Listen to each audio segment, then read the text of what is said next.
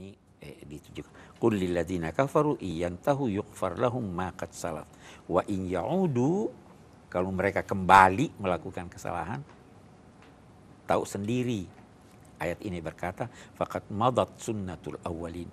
Dia tidak berkata bahwa akan disiksa atau ini, tapi dia katakan sudah berlalu, sudah ada pengalaman tentang kebiasaan-kebiasaan Allah dalam memperlakukan orang-orang yang durhaka. Bagaimana kebiasaannya? Dia kalahkan, dia hancurkan. Dia tidak berkata bahwa kamu akan disiksa, kamu akan dihancurkan. Sunnatul awwalin. Sunnah itu artinya kebiasaan. Sunnatullah adalah kebiasaan-kebiasaan Tuhan. Bisa jadi tidak terjadi yang tidak biasa, tapi itu exception. Hukum-hukum alam itu adalah ikhtisar dari pukul rata statistik. Kebiasaan-kebiasaan jadi hukum alam. Sunnatullah juga begitu.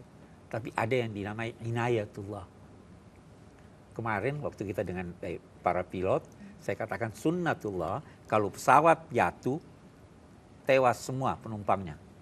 Tapi bisa jadi kan ada satu bayi yang selamat. Itu bukan kebiasaan itu. Itu pertolongan Allah. Nah, yang kalau mereka kembali bertahan dengan keburukannya, ketahuilah bahwa ada kebiasaan Tuhan menghadapi orang-orang yang ini. Itu ayat kita ini.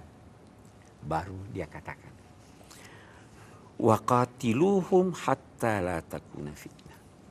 Perangi mereka yang melakukan mengumpulkan dana atau yang melakukan kemungkaran atau melakukan penganiayaan sampai batas tidak terjadi penganiayaan.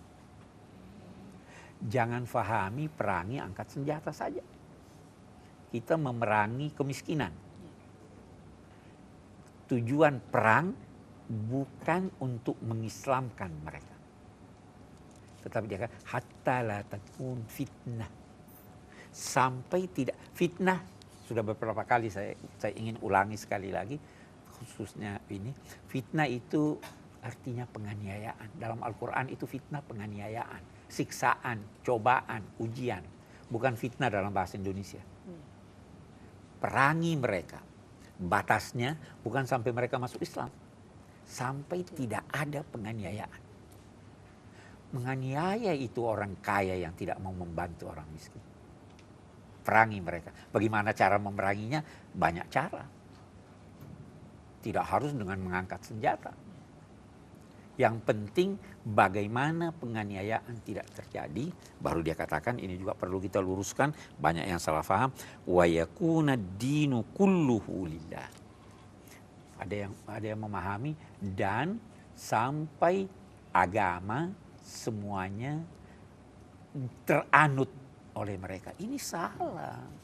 Ad-din itu salah satu maknanya kepatuhan.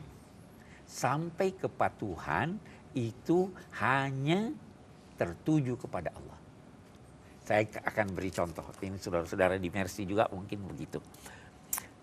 Anda kan membantu walau non-muslim. Ya. Itu membantu non-muslim yang butuh, yang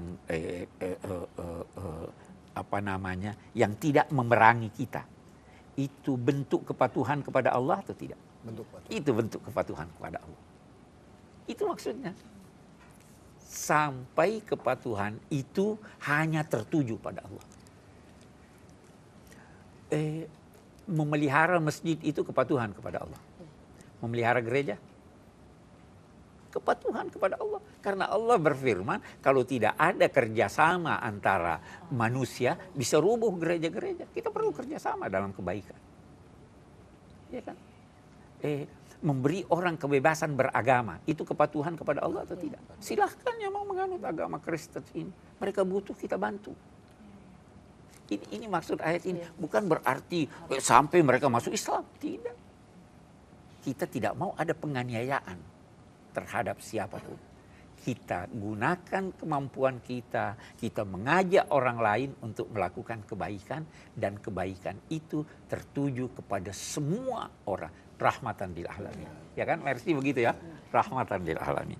Saya kira itu kita lanjutkan Nanti nanti. lanjutkan kembali Oke. pemirsa, tetaplah di Tafsir Al-Misbah.